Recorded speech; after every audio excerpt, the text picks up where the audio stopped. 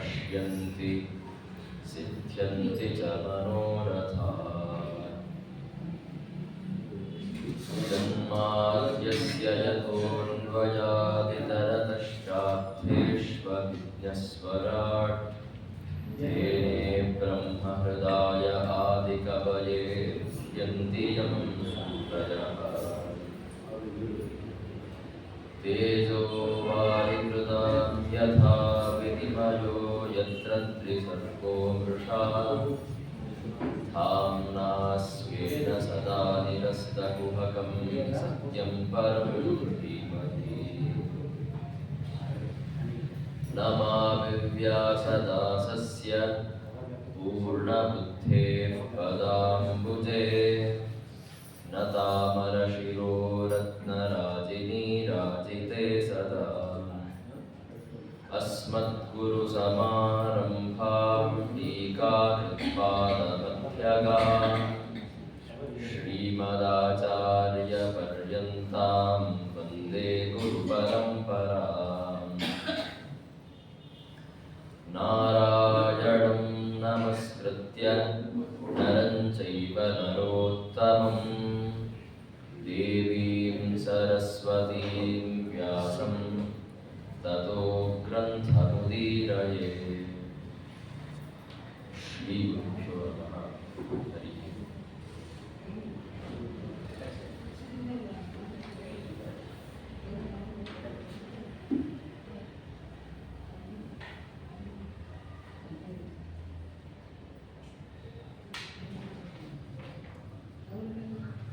ಎಲ್ಲ ದೇವತೆಗಳ ಪ್ರಾರ್ಥನೆಯ ಮೇರೆಗೆ ಶ್ರೀಮನ್ನಾರಾಯಣ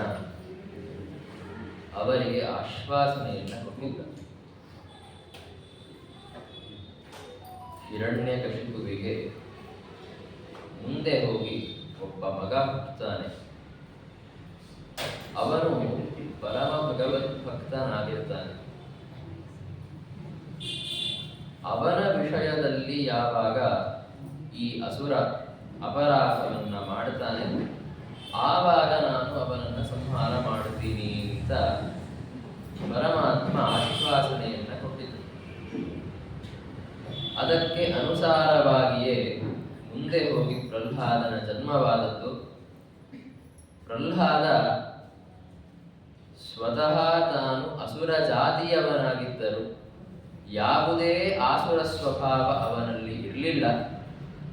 ಮತ್ತೆ ಭಗವದ್ಭಕ್ತರು ಅಂದರೆ ಹೇಗಿರಬೇಕು ಅಂತ ಚರ್ಚೆ ನಡೆದರೆ ಅಸುರರ ಶತ್ರುಗಳಾದಂತಹ ದೇವತೆಗಳು ಕೂಡ ಪ್ರಹ್ಲಾದ ಇದ್ದಂತೆ ಇರಬೇಕು,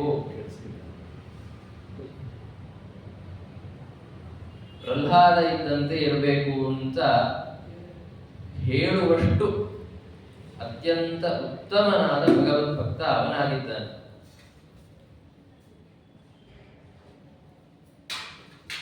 ಈ ತರಹ ಪ್ರಹ್ಲಾದನ ಜನ್ಮದ ವರ್ಣನೆಯನ್ನ, ಅವನು ಯಾವ ರೀತಿ ಭಗವದ್ಭಕ್ತನಾಗಿದ್ದಾನ್ನುವುದರ ವರ್ಣನೆಯನ್ನ, ಬಾಲ್ಯದಲ್ಲಿಯೇ ಅವನ ವರ್ತನೆ ಯಾವ ರೀತಿ ಬೇರೆ ಮಕ್ಕಳಿಗಿಂತ ವಿಭಿನ್ನವಾಗಿತ್ತು ಅಂತನ್ನುವುದರ ವರ್ಣನೆಯನ್ನ ನಾವು ನಿನ್ನೆಯ ದಿವಸ ನೋಡಿದ್ದೇವೆ. ಇನ್ನು ಆ ಪ್ರಹ್ಲಾದ ಗುರುಕುಲದಲ್ಲಿ ಹೋದಾಗ ಅವನು ಗುರುಗಳ ಜೊತೆ ಮಾತಾಡಿದ್ದು, ಅನಂತರದಲ್ಲಿ ತನ್ನ ತಂದೆಯಾದಂತಹ ಹಿರಣ್ಯಕಶಿಪುವಿನ ಜೊತೆಗೆ ಮಾತಾಡಿದ್ದು, ಅದರೆಲ್ಲರ ವರ್ಣನೆ ಮುಂದೆ 5ನೇ ಅಧ್ಯಾಯದಲ್ಲಿ ಬರ್ತಾ ಇದೆ. ಅದನ್ನು ನಾವು ತಿಳಿದುಕೊಳ್ಳೋಣ. ಎಲ್ಲ ಅಸುರರು, ದೈತ್ಯರು ಶುಕ್ರಾಚಾರ್ಯರನ್ನ ತಮ್ಮ ಪುರೋಹಿತರನ್ನಾಗಿ ಆಯ್ಕೆ ಮಾಡಿಕೊಂಡಿದ್ದರು. ಶುಕ್ರಾಚಾರ್ಯರ ಮಕ್ಕಳು, 2 ಮಕ್ಕಳು ಷಂಡಾಮರ್ಕರು ಅಂತ. ಅವರಿಬ್ಬರು ಪೌರೋಹಿತ್ಯಕ್ಕಾಗಿ ಅಂತ ಹಿರಣ್ಯಕಶಿಪುವಿನ ಮನೆಯ ಹತ್ತಿರದಲ್ಲೇ ತಮ್ಮ ಆಶ್ರಮವನ್ನು ಕಟ್ಟಿಕೊಂಡು ವಾಸ ಮಾಡುತ್ತಾ ಇದ್ದರು. ಆ ಆಶ್ರಮದಲ್ಲಿ ಅನೇಕ ಅಸುರ ಬಾಲಕರಿಗೆ ಅವರು ಪಾಠವನ್ನು ಹೇಳ್ತಾ ಇದ್ದರು. ಪಾಠ ಹೇಳುವುದು ಅಂತಂದರೆ ಪರಮಾತ್ಮನ ಬಗ್ಗೆ ಹೇಳುವುದು, ಶಾಸ್ತ್ರಗಳ ಪಾಠ ಹೇಳುವುದಲ್ಲ, ತ್ರಿವರ್ಗ ವಿದ್ಯೆಯ ಪಾಠವನ್ನು ಹೇಳ್ತಾ ಇದ್ರು. ಅಂದರೆ ಅಸುರರಿಗೆ ಯಾರು ಶತ್ರುಗಳು, ಯಾರು ಮಿತ್ರರು, ಯಾರು ಉದಾಸೀನರು, ನಾವೇನು ಮಾಡಬೇಕು, ಏನು ಮಾಡಬಾರದು, ಮತ್ತೆ ಧರ್ಮ ಅರ್ಥ ಕಾಮ ಅನ್ನುವ 3 ಪುರುಷಾರ್ಥಗಳು, ಈ ಎಲ್ಲ ವಿಷಯಗಳ ಬಗ್ಗೆ ಅವರು ನಿರೂಪಣೆಯನ್ನ ಮಾಡುತ್ತಾ ಇದ್ದರು. ಪ್ರಹ್ಲಾದ ಒಂದು ವಯಸ್ಸಿಗೆ ಬಂದ ಮೇಲೆ ಹಿರಣ್ಯಕಶಿಪು ಅವನನ್ನು ಕರೆದುಕೊಂಡು ಹೋಗಿ ಷಂಡಾಮರ್ಕರ ಗುರುಕುಲದಲ್ಲಿ ಬಿಟ್ಟಿದ್ದಾನೆ. ಇವನಿಗೂ ಪಾಠವನ್ನ ಹೇಳಿ ಅಂತ. ಪ್ರಹ್ಲಾದ ತುಂಬಾ ವಿನೀತನಾದಂಥವನು. ತಮ್ಮ ಗುರುಗಳ ಸ್ಥಾನದಲ್ಲಿ ಅವರಿದ್ದಾರೆ ಅಂತಾಗಿದ್ದರಿಂದ ಬಹಳ ವಿನಯದಿಂದ ನಡೆದುಕೊಳ್ಳುತ್ತಾ ಇದ್ದ, ಭಕ್ತಿಭಾವದಿಂದ ನಡೆದುಕೊಳ್ಳುತ್ತಾ ಇದ್ದ. ಷಂಡಾಮರ್ಕರು ಅವನಿಗೆ ಪಾಠವನ್ನ ಹೇಳುವುದಕ್ಕೆ ಪ್ರಾರಂಭ ಮಾಡಿದ್ದಾರೆ. ಅವನಿಗೆ ಪಾಠವನ್ನ ಹೇಳ್ತಾ ಇದ್ರು, ಜೊತೆಗೆ ಇನ್ನೂ ಅನೇಕ ಅವನ ವಯಸ್ಸಿನ ಸಣ್ಣ ಸಣ್ಣ ಅಸುರ ಬಾಲಕರಿಗೆ ಪಾಠವನ್ನ ಹೇಳ್ತಾ ಇದ್ರು. ಷಂಡಾಮರ್ಕರು ಏನೇನು ಪಾಠವನ್ನ ಹೇಳ್ತಾ ಇದ್ರು, ಪ್ರಹ್ಲಾದ ಅದನ್ನ ಕೇಳ್ತಾ ಇದ್ದ. ಆದರೆ ನವಪಾಠ ಅಂದರೆ ಅದನ್ನ ಅಭ್ಯಾಸ ಮಾಡ್ತಾ ಇರಲಿಲ್ಲ. ಅವರು ಹೇಳಿದ್ದು ತಪ್ಪಾಗಿದೆ, ತತ್ವ ಬೇರೆ ಇದೆ ಅಂತ ಅವನಿಗೆ ಗೊತ್ತಿತ್ತು. ಆದ್ದರಿಂದ ಅವರು ಹೇಳಿದ್ದನ್ನ ಸುಮ್ಮನೆ ಕೇಳ್ತಾ ಇದ್ದ, ಅವರು ಅಭ್ಯಾಸ ಮಾಡ್ತಾ ಇರಲಿಲ್ಲ. ಮತ್ತೆ ಮನಸಾರೆ ಅವನು ಅದನ್ನ ಸರಿ ಅಂತ ತಿಳಿದುಕೊಂಡಿರಲಿಲ್ಲ. ಯಾಕೆ ಅಂತಂದರೆ ಅವನ ಗುರುಗಳು ಹೇಳುವಂತಹ ಎಲ್ಲ ವಿಷಯಗಳಲ್ಲಿ ತುಂಬಾ ದುರಾಗ್ರಹ ಇದೆ ಅಂತ ಅವನ ಭಾವನೆ. ದುರಾಗ್ರಹ ಅಂದ್ರೆ ಯಾವ ರೀತಿ? ವೈಷ್ಣವ ಸಿದ್ಧಾಂತಕ್ಕೆ ವಿರುದ್ಧವಾಗಿ ಪರಮಾತ್ಮನ ಸರ್ವೋತ್ತಮತ್ವ, ಸ್ವತಂತ್ರತ್ವ, ಅವನ ಈ ಎಲ್ಲ ಗುಣಗಳಿಗೆ ವಿರುದ್ಧವಾದಂತಹ ವಿಷಯಗಳನ್ನ ಅವರು ಹೇಳ್ತಾ ಇದ್ರು. ವೈಷ್ಣವ ಸಿದ್ಧಾಂತಕ್ಕೆ, ಪರಮಾತ್ಮನ ಸ್ವಾತಂತ್ರ್ಯ ಸರ್ವೋತ್ತಮತ್ವಾದಿ ತತ್ವಗಳಿಗೆ ವಿರೋಧಿಯಾದಂತಹದ್ದಿದೆ ಅಂತಂದರೆ ಅದು ಸರಿಯಾಗಿರೋದಕ್ಕೆ ಸಾಧ್ಯವೇ ಇಲ್ಲ ಅನ್ನುವ ದೃಢ ನಂಬಿಕೆಯ ಜೊತೆಗೆ ಪ್ರಹ್ಲಾದ ಇದೆಲ್ಲ ತಪ್ಪು ಅಂತ ತಿಳಿದುಕೊಂಡಿದ್ದ. ಆದ್ದರಿಂದಲೇ ಅವನು ಅಭ್ಯಾಸ ಮಾಡುತ್ತಾ ಇರಲಿಲ್ಲ. ಅದನ್ನು ಒಂದು ಬಾರಿ ಪ್ರಹ್ಲಾದ ತಮ್ಮ ಮನೆಗೆ ಬಂದಿದ್ದ. ಆವಾಗ ಹಿರಣ್ಯಕಶಿಪು ಅವನನ್ನ ಕರೆದು ತನ್ನ ತೊಡೆಯ ಮೇಲೆ ಕೂಡಿಸಿಕೊಂಡು ಪ್ರೀತಿಯಿಂದ ಅವನನ್ನ ಪ್ರಶ್ನೆ ಮಾಡುತ್ತಾನೆ. ಏನಂತ? ನೀನು ಏನನ್ನ ಸರಿ ಅಂತ ತಿಳಿದುಕೊಂಡಿದ್ದೀಯಾ? ಯಾವುದನ್ನ ಸಾಧು ಅಂದರೆ ಒಳ್ಳೆಯ ಮನುಷ್ಯರು, ಸಾಧಕರು ಮಾಡಬೇಕಾದದ್ದು ಅಂತ ತಿಳಿದುಕೊಂಡಿದ್ದೀಯ? ಅದನ್ನ ಹೇಳು. ಯಾವ ಒಂದು ರೀತಿಯ ಪ್ರವೃತ್ತಿ ಜೀವಿಗಳಿಗೆ ಸಾಧುವಾಗಿದೆ ಅಂತನ್ನುವುದನ್ನ ನೀನು ಏನಂತ ಕಲಿತಿದ್ದೀಯ ಅದನ್ನ ಅನುವಾದ ಮಾಡು ಅಂತ ಹಿರಣ್ಯಕಶಿಪು ಪ್ರಶ್ನೆ ಮಾಡಿದರು. ಅದಕ್ಕೆ ಪ್ರಹ್ಲಾದರಾದರು ಒಂದು ಉತ್ತರವನ್ನ ಕೊಡ್ತಾರೆ. ಆ ಉತ್ತರ ಹೇಗಿದೆ ಅಂತಂದರೆ, ಹುಟ್ಟಿದಾಗಿನಿಂದ ಅಂದರೆ ಚಿಕ್ಕವರಿದ್ದಾಗಿನಿಂದ ತಮ್ಮ ಬಾಲ್ಯದಿಂದಲೇ ಶಾಸ್ತ್ರಾಭ್ಯಾಸವನ್ನ ಮಾಡಿದಂತಹ ವಯಸ್ಕರಿಗೂ ಕೂಡ ಈ ರೀತಿಯ ಸ್ಪಷ್ಟತೆ ಇರೋದಿಲ್ಲ. ಅಂತಹ ತತ್ವ ಸ್ಪಷ್ಟತೆಯ ಜೊತೆಗೆ ಪ್ರಹ್ಲಾದರಾದರು ಉತ್ತರವನ್ನ ಕೊಡುತ್ತಾರೆ. ತತ್ ಸಾಧು ಮನ್ಯೇ ಸುರವರ್ಯ ದೇಹಿನಾಂ ಸದಾ ಸಮುದ್ವಿಗ್ನ ಹಿಯಾಂ ಅಸದ್ಗ್ರಹಾತ್ ಹಿತ್ವಾತ್ಮಪಾದಂ ಗೃಹ ಮಂಥಕೂಪಂ ವನಂ ಗತೋ ಯತ್ ಹರಿಮಾಶ್ರಯೇತ ಅಂತ ಪ್ರಹ್ಲಾದರಾಜರಂತಾರೆ. ಯಾವುದನ್ನ ನೀನು ಸಾಧು ಅಂತ ತಿಳಿದುಕೊಂಡಿದ್ದೀಯಾ ಅಂತ ಕೇಳಿದ್ದಕ್ಕೆ ಪ್ರಹ್ಲಾದರಾಜರು ಮೊದಲು ಏನು ತಪ್ಪು ಅನ್ನೋದನ್ನ ಹೇಳುತ್ತಾರೆ. ಏನು ತಪ್ಪು ಅಂತಂದ್ರೆ, ಎಲ್ಲ ಜೀವಿಗಳು, ದೇಹಿಗಳು ಅಂದರೆ ಈ ಪ್ರಾಕೃತ ದೇಹವನ್ನ ಹೊಂದಿದಂತಹ ಎಲ್ಲ ಜೀವಿಗಳು ಸಮುದ್ವಿಗ್ನ ಬುದ್ಧಿಗಳಾಗಿದ್ದಾರೆ. ಅಂದರೆ ಅವರ ಮನಸ್ಸು ಚಂಚಲವಾಗಿದೆ, ಉದ್ವಿಗ್ನವಾಗಿದೆ. ಅದಕ್ಕೆ ಕಾರಣ ಏನು ಅಂತಂದರೆ ಅಸದ್ಗ್ರಹ. ಅಸದ್ಗ್ರಹ ಅನ್ನುವ ಶಬ್ದಕ್ಕೆ 2 ಅರ್ಥಗಳು. ಮೊದಲನೇದಾಗಿ ಅಸತ್ ಅಂದರೆ ದುಷ್ಟವಾದ ವಿಷಯಗಳ ಬಗ್ಗೆ ಅಭಿನಿವೇಶ, ಆಸಕ್ತಿ. ನಶ್ವರವಾದ ಕ್ಷಣಿಕವಾದ ಭೌತಿಕ ಸುಖಕ್ಕೆ ಸಾಧನವಾದ ದುಷ್ಟ ವಿಷಯಗಳ ಬಗ್ಗೆ ಆಸಕ್ತಿ ಮತ್ತು ಅವುಗಳನ್ನ ಪಡೆದುಕೊಳ್ಳಬೇಕು ಅನ್ನುವಂತಹ ಸಂತತ ಪ್ರವೃತ್ತಿ, ಇದು ಅಸದ್ಗ್ರಹ ಅಂತ. ಇದರಿಂದಾಗಿ ಎಲ್ಲ ಜೀವಿಗಳ ಬುದ್ಧಿ ಉದ್ವಿಗ್ನವಾಗಿದೆ. ಜೊತೆಗೆ ಇನ್ನೊಂದು ಅಸದ್ಗ್ರಹ ಅಂದ್ರೆ ತಮ್ಮಲ್ಲಿ ಇಲ್ಲದಂತಹ ಸ್ವಾತಂತ್ರ್ಯದ ಅಭಿಮಾನ. ನಾನು ಮಾಡ್ತಾ ಇದ್ದೇನೆ, ಈ ಕಾರ್ಯ ನನ್ನ ಪ್ರಭಾವದಿಂದ ಸಂಪೂರ್ಣವಾಗಿ ನನ್ನ ಪ್ರಯತ್ನದಿಂದ ಸಿದ್ಧವಾಯಿತು ಇತ್ಯಾದಿ ರೀತಿಯಲ್ಲಿ ತಮ್ಮಲ್ಲಿ ಇಲ್ಲದಂತಹ ಸ್ವಾತಂತ್ರ್ಯದ ಅಭಿಮಾನ. ಈ ಎರಡು ಕಾರಣಗಳಿಂದಾಗಿ ಎಲ್ಲ ಜೀವಿಗಳ ಬುದ್ಧಿ ಉದ್ವಿಗ್ನವಾಗಿದೆ, ಅವರ ಮನಸ್ಸು ಚಂಚಲವಾಗಿದೆ. ಅದರ ಕಾರಣದಿಂದಾಗಿ ಅವರು ಆತ್ಮ ಪತನದ ಕಡೆಗೆ ಹೋಗ್ತಾ ಇದ್ದಾರೆ. ಮತ್ತೆ ಅದರಿಂದ ತಪ್ಪಿಸಿಕೊಳ್ಳಬೇಕು ಅಂದ್ರೆ ಏನು ಮಾಡಬೇಕು ಅಂದರೆ ಅದನ್ನ ಈಗ ಹೇಳ್ತಾರೆ. ಯಾವುದು ಸಾಧು, ಮನುಷ್ಯರು ಏನು ಮಾಡಿದರೆ ಒಳ್ಳೆಯದು, ಯಾರು ಜೀವಿಗಳು ಏನು ಮಾಡಿದರೆ ಒಳ್ಳೆಯದು ಅಂತ ಕೇಳಿದ್ರಲ್ಲ, ಅದಕ್ಕೆ ಉತ್ತರವನ್ನ ಹೇಳ್ತಾರೆ. ಆತ್ಮ ಪತನಕ್ಕೆ ಆಸ್ಪದವಾದಂತಹ ಮನೆ ಇತ್ಯಾದಿಗಳನ್ನ ಬಿಟ್ಟು, ಮನೆ ಅಂತ ಇಲ್ಲಿ ಹೇಳಿದ್ದಾರೆ, ಗೃಹ ಅಂತ, ಬರೀ ಗೃಹ ಅಂತ ಅನ್ನೋದೊಂದೇ ತೆಗೆದುಕೊಳ್ಳೋದಲ್ಲ, ಮಮ ಇದು ನನ್ನದು ಅಂತ ಅಭಿಮಾನಕ್ಕೆ ವಿಷಯವಾದ ಎಲ್ಲ ಪದಾರ್ಥಗಳು, ಅದು ಮನೆಯಾಗಿರಬಹುದು, ವಾಹನ ಆಗಿರಬಹುದು, ಧನ ಆಗಿರಬಹುದು, ಏನೇ ಪದಾರ್ಥಗಳು, ಮಮ ಅನ್ನುವ ಅಭಿಮಾನಕ್ಕೆ ಆಸ್ಪದವಾದ ಎಲ್ಲ ಪದಾರ್ಥಗಳನ್ನ ಬಿಡಬೇಕು. ಅವುಗಳು ಅಂಥ ಕೂಪ ಇದ್ದಾಗೆ, ಅಂದರೆ ಕತ್ತಲೆ ಬಾವಿ ಇದ್ದಾಗೆ, ಅದು ಆತ್ಮ ಪತನಕ್ಕೆ ಕಾರಣ ಆಗುತ್ತೆ. ಅವುಗಳನ್ನ ಬಿಟ್ಟು ಕಾಡಿಗೆ ಹೋಗಿ, ಎಲ್ಲಿ ನಿಮ್ಮದು ಅಂತನ್ನುವ ಏನು ಪದಾರ್ಥ ಇರೋದಿಲ್ಲ, ಅಲ್ಲಿ ಯಾವ ಪದಾರ್ಥದ ಮೇಲೂ ಇದು ನನ್ನದು ಅನ್ನುವ ಅಭಿಮಾನ ಇರೋದಿಲ್ಲ, ಅಂತಹ ಕಾಡಿಗೆ ಹೋಗಿ ಏಕಾಂತದಲ್ಲಿ ಶ್ರೀಮನ್ನಾರಾಯಣನ ಸೇವೆಯನ್ನ ಮಾಡಬೇಕು, ಪರಮಾತ್ಮನಿಗೆ ಶರಣಾಗತನಾಗಬೇಕು. ಇದೇನೇ ಎಲ್ಲರಿಗಿಂತ ಒಳ್ಳೆಯ ಕೆಲಸ ಅಂತ ಪ್ರಹ್ಲಾದರಾಜರಂತಾರೆ. ಮನೆಯನ್ನ ಬಿಟ್ಟು ಕಾಡಿಗೆ ಹೋಗಬೇಕಾ ಅಂದ್ರೆ ಹೌದು ಅಂತ ಉತ್ತರ. ಮನೆ ಮಠ ಇತ್ಯಾದಿ ಏನೇನಿದೆ ಎಲ್ಲವನ್ನ ಬಿಟ್ಟು ಕಾಡಿಗೆ ಹೋಗಬೇಕು, ಅದೇ ಒಳ್ಳೆಯದು. ಅದಕ್ಕೆ ಸನ್ಯಾಸಿಗಳು ಅಂತ ಯಾರ್ಯಾರು ಇರ್ತಾರೆ ಅವರಿಗೆ ಒಂದು ವಿಧಿ ಇದೆ.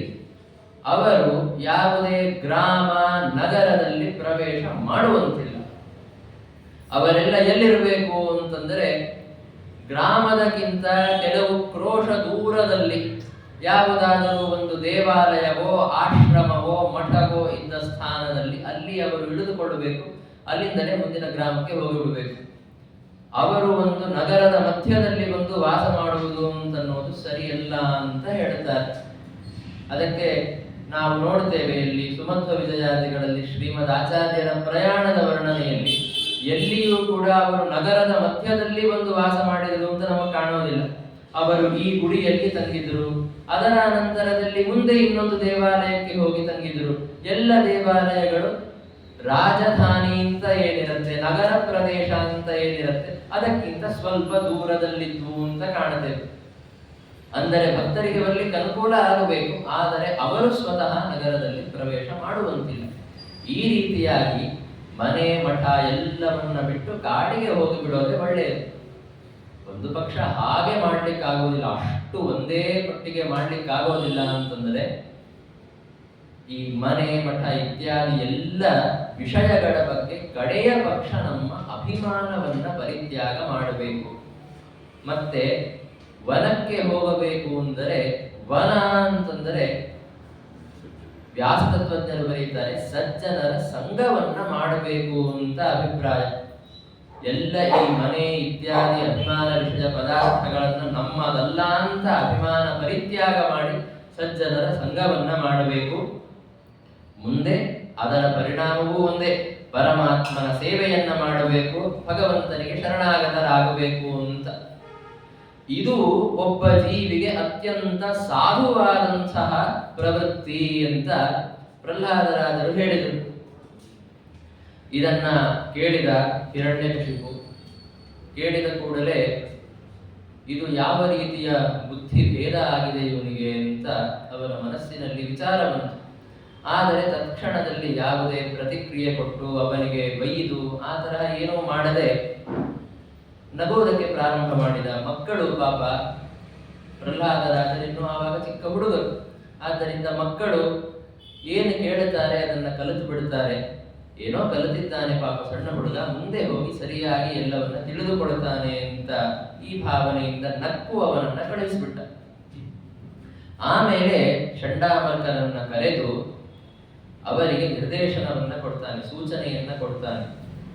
ನಿಮ್ಮ ಗುರುಕುಲದಲ್ಲಿ ಪ್ರಹ್ಲಾದನನ್ನ ಮತ್ತೆ ಬೇರೆಯ ಅಸುರ ಬಾಲಕರನ್ನ ಸರಿಯಾಗಿ ನೋಡಿಕೊಳ್ಳಿ.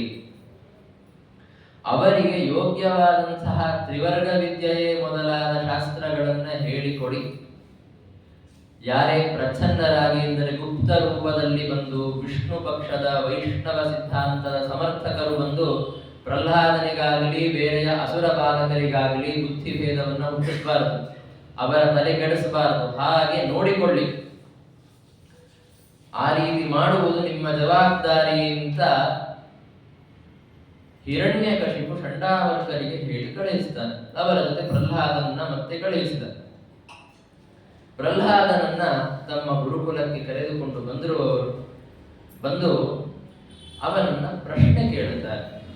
ಪ್ರಶ್ನೆ ಕೇಳಬೇಕಾದರೆ ತುಂಬಾ ಮಧುರವಾಗಿ ಸೌಮ್ಯವಾಗಿ ಪ್ರಶ್ನೆಯನ್ನ ಕೇಳುತ್ತಾರೆ. ಏನು ಅಂದ್ರೆ, ಇಲ್ಲಿ ಎಷ್ಟೆಷ್ಟು ಜನ ಬಾಲಕರಿದ್ದಾರಲ್ಲ ಅವರೆಲ್ಲರನ್ನ ಅತಿಕ್ರಮಿಸಿ ಅವರಿಗಿಂತ ವಿಲಕ್ಷಣವಾಗಿ ನಿನ್ನಲ್ಲಿ ಈ ಒಂದು ರೀತಿಯ ಬುದ್ಧಿ ವಿಪರ್ಯಾಸ ಬಂದಿದೆ, ಅದಕ್ಕೆ ಕಾರಣ ಏನು ಅಂತ. ಸಾಮಾನ್ಯವಾಗಿ ಮಕ್ಕಳು ತಮ್ಮ ವಾತಾವರಣದಲ್ಲಿ ಏನು ನಡೆಯುತ್ತೋ ಅದನ್ನ ಕಲಿಯುತ್ತಾರೆ. ಧಾರ್ಮಿಕ ವಾತಾವರಣ ಇದ್ದರೆ ಮನೆಯಲ್ಲಿ ಸುತ್ತಮುತ್ತಲ ಮಿತ್ರವರ್ಗದಲ್ಲಿ ಧಾರ್ಮಿಕ ವಾತಾವರಣ ಇದ್ದರೆ ಅವರ ಸ್ವಭಾವ, ಅವರ ವಿಚಾರಧಾರೆ, ಅವರ ವರ್ತನೆ ಅದೇ ರೀತಿ ಆಕಾರವನ್ನು ಪಡೆದುಕೊಳ್ಳುತ್ತೆ. ಅಧಾರ್ಮಿಕವಾದ ವಿಷ್ಣು ದ್ವೇಷದ ಧರ್ಮದ್ವೇಷದ ವಾತಾವರಣದಲ್ಲಿ ಅವರು ಬೆಳೆದಿದ್ರೆ ಅವರ ವಿಚಾರಧಾರೆ, ಅವರ ವರ್ತನೆ ಮತ್ತೆ ಅದೇ ರೀತಿಯಲ್ಲೇ ತನ್ನ ಸ್ವರೂಪವನ್ನು ಪಡೆದುಕೊಳ್ಳುತ್ತೆ. ಮಕ್ಕಳ ಬುದ್ಧಿಯೇ ಹಾಗೆ. ಪ್ರಹ್ಲಾದನ ಸುತ್ತಮುತ್ತಲಿನ ವಾತಾವರಣ ಹೇಗಿದೆ ಅಂತಂದ್ರೆ ಎಲ್ಲರೂ ಅಸುರರು. ಪಾಠ ಹೇಳುವಂತಹ ಚಂಡಾಮರ್ಕರು ಸ್ವತಃ ಅಸುರರಿಗೆ ಸಂಬಂಧಪಟ್ಟ ಅಸುರರಿಗೆ ಸಮ್ಮತವಾದಂತಹ ವಿಷಯಗಳನ್ನೇ ಹೇಳುತ್ತಾರೆ. ಎಲ್ಲರೂ ಆ ವಿಷಯಗಳ ಬಗ್ಗೆ ಮಾತಾಡ್ತಾ ಇದ್ದಾರೆ. ಎಲ್ಲರ ಪ್ರವೃತ್ತಿ ಅದೇ ನಿಟ್ಟಿನಲ್ಲಿದೆ. ಅಸುರ ಬಾಲಕರು, ಅಸುರ ದಂಡನಾಯಕರು, ಅಸುರ ಸೇನಾಪತಿಗಳು, ಮತ್ತೆ ಅವರ ಸ್ವಂತ ತಂದೆ ಒಬ್ಬ ಅಸುರ, ಮಹಾವಿಷ್ಣು ದ್ವೇಷಿ. ಇಂತಹ ವಾತಾವರಣದಲ್ಲಿ ಇದ್ದುಕೊಂಡು ಕೂಡ ಪ್ರಹ್ಲಾದ ಈ ರೀತಿಯಾಗಿ ಪರಮ ಭಗವತ್ ಭಕ್ತನಾಗಿದ್ದಾನೆ ಅಂತಂದರೆ ಅದಕ್ಕೆ ಏನು ಕಾರಣ? ಉಳಿದೆಲ್ಲ ಬಾಲಕರಂತೂ ಹಾಗಾಗಿಲ್ಲ. ಉಳಿದೆಲ್ಲ ಬಾಲಕರು ಯಾವ ರೀತಿ ನಿರೀಕ್ಷೆ ಇತ್ತು ಅವರು ಒಂದು ಆಸುರ ಸ್ವಭಾವವನ್ನು ಬೆಳೆಸಿಕೊಳ್ಳುತ್ತಾರೆ ಅಂತ ಅವರು ಆ ರೀತಿಯೇ ಇದ್ದಾರೆ. ಆದರೆ ಪ್ರಹ್ಲಾದ ಮಾತ್ರ ವಿಲಕ್ಷಣನಾಗಿದ್ದಾನಲ್ಲ, ಇದಕ್ಕೆ ಕಾರಣ ಏನು ಅಂತನ್ನುವುದನ್ನು ಸತ್ಯವಾಗಿ ಹೇಳು ಅಂತ ಚಂಡಾಮರ್ಕರು ಪ್ರಶ್ನೆ ಮಾಡಿದರು ಪ್ರಹ್ಲಾದನನ್ನು. ಆಮೇಲೆ ಬುದ್ಧಿಭೇದ ಪರಕೃತಃ ಉತಾಹೋತೆ ಸ್ವತೋ ಭವೇತ್ ಅಂತ ಕೇಳುತ್ತಾರೆ. ಈ ರೀತಿಯ ಬುದ್ಧಿ ವಿಪರ್ಯಾಸ ಏನಾಗಿದೆಯಲ್ಲ ನಿನಗೆ, ವಾತಾವರಣ, ತಂದೆ ತಾಯಿಗಳು ಮತ್ತೆ ಗುರುಗಳ ಶಿಕ್ಷಣವನ್ನ ಅತಿಕ್ರಮಿಸಿ ಭಗವದ್ಭಕ್ತಿಯ ಭಾವನೆ, ಶ್ರೀಮನ್ನಾರಾಯಣನ ಬಗ್ಗೆ ಸರ್ವೋತ್ತಮತ್ವದ ಭಾವನೆ ನಿನ್ನ ಮನಸ್ಸಿನಲ್ಲೇನು ಬಂದಿದೆ, ಅದು ಏನು ಬೇರೆ ಯಾರಾದರೂ ಹೇಳಿ ನಿನ್ನ ತಲೆಯಲ್ಲಿ ತುಂಬಿದ್ದಾರೋ ಅಥವಾ ನಿನಗೆ ಸ್ವತಃ ಏವ ಆ ರೀತಿಯ ಅಭಿಪ್ರಾಯ ಇದೆಯೋ, ಆ ರೀತಿಯ ಭಾವನೆ ಇದೆಯೋ ಅಂತ ಪ್ರಶ್ನೆ ಮಾಡುತ್ತಾರೆ. ಪ್ರಹ್ಲಾದ ಹುಟ್ಟಿದಾಗಿನಿಂದಲೇ ಆ ರೀತಿ ಅವನ ಸ್ವಭಾವವೇ ಆ ರೀತಿ ಭಗವದ್ಭಕ್ತರ ಸ್ವಭಾವ ಇದೆಯೋ ಅಥವಾ ಯಾರಾದರೂ ಗುಪ್ತವಾಗಿ ಬಂದು ವೈಷ್ಣವ ಸಿದ್ಧಾಂತದ ಸಮರ್ಥಕರು ನಿಧಾನವಾಗಿ ಬಂದು ಪ್ರಹ್ಲಾದನಿಗೆ ಹೇಳಿ ಹೋಗಿದ್ದಾರೋ ಅಂತ ಪ್ರಶ್ನೆ ಮಾಡಿದರು. ತುಂಬಾ ಸೌಮ್ಯವಾಗಿ ಮಧುರವಾದ ಮಾತುಗಳಿಂದ ಪ್ರೀತಿಯಿಂದ ಕೇಳಿದ್ದಾರೆ. ಅವರು ಪ್ರಶ್ನೆ ಕೇಳಿದಾಗ ಅದಕ್ಕೆ ಪ್ರಹ್ಲಾದರಾಜರು ಉತ್ತರವನ್ನ ಕೊಡ್ತಾರೆ. ಉತ್ತರವನ್ನ ಕೊಡುವ ಕ್ರಮ ಸ್ವಲ್ಪ ವಿಶಿಷ್ಟವಾಗಿದೆ. ಏನು ವೈಶಿಷ್ಟ್ಯ ಅಂತ ಕೇಳಿದರೆ,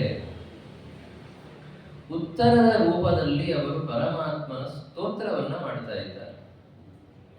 ಆ ಪರಮಾತ್ಮನ ಸ್ತೋತ್ರ ಯಾವ ರೀತಿ ಇದೆ ಎಂದರೆ, ಭಗವಂತನ ಒಂದು ಅದ್ಭುತವಾದ ಮಾಹಾತ್ಮ್ಯವನ್ನ ಹೇಳುವುದರ ಜೊತೆಗೆ ಅದನ್ನ ಸರಿಯಾಗಿ ಅರ್ಥ ಮಾಡಿಕೊಂಡ್ರೆ ಏನು ಚಂಡಾಮರ್ಕರ ಪ್ರಶ್ನೆ ಇತ್ತು ಅದಕ್ಕೆ ಪ್ರತಿಕ್ರಿಯೆಯೂ ಸಿಗುತ್ತೆ.